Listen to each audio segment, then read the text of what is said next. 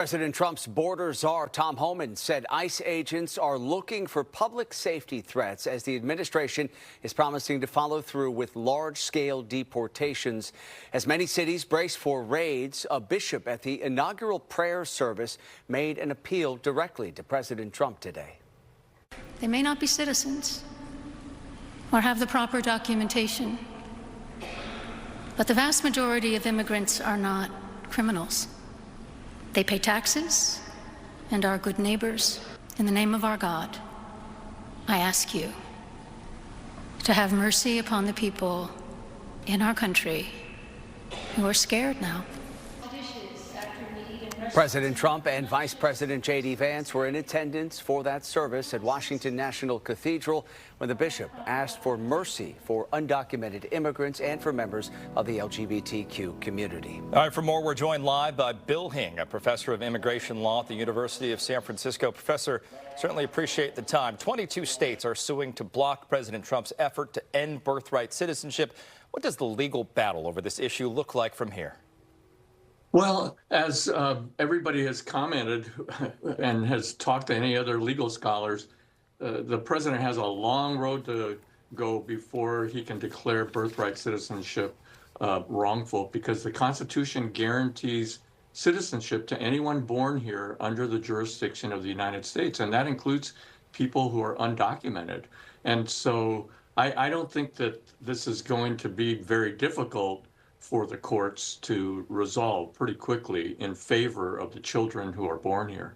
Yeah, but clearly it does send a signal to his supporters about how seriously he is taking the issue of immigration. And to that end, Professor, just late today, in terms of the president's immigration enforcement actions, we learned that he has tossed out policies that limit where immigration authorities can make arrests. This means that ICE agents can now arrest migrants at sensitive locations. These are places like churches and schools.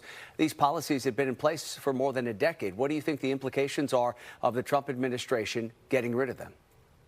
I'm so disappointed in that, because the primary places that were protected were churches, schools, and hospitals. And can you imagine ICE going into a hospital when somebody's suffering or delivering a baby, or going into a school, into a classroom, or, for goodness sakes, into a church?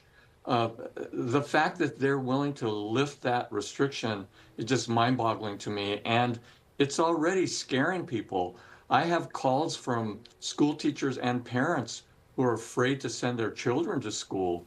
And these are folks, some of them are U.S. citizens, but they are from minority communities that think that they're going to be racially profiled. So already it's having devastating effect. Yeah, certainly having an impact. Professor, as part of Mr. Trump's efforts related to immigration, he's reinstating the Remain in Mexico policy, forcing asylum seekers to remain in that country while their cases are processed.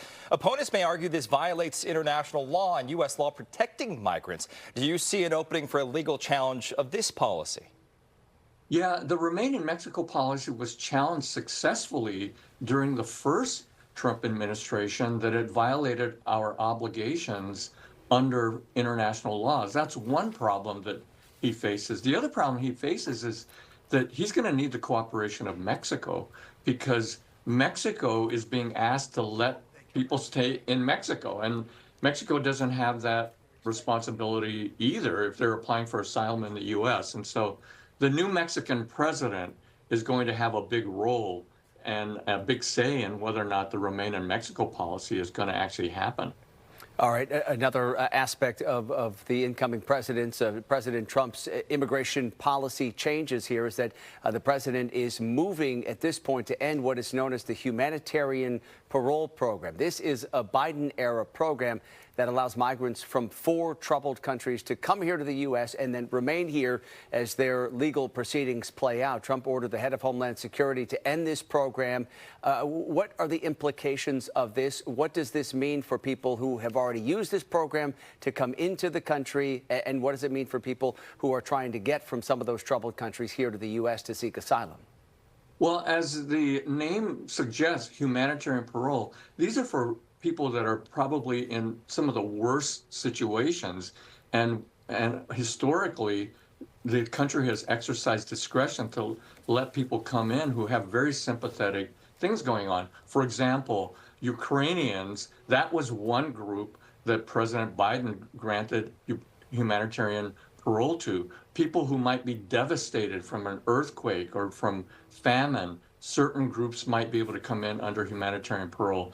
I must say that, again, this is a shocking move because it's not that many people. It's maybe tens of thousands, not hundreds of thousands.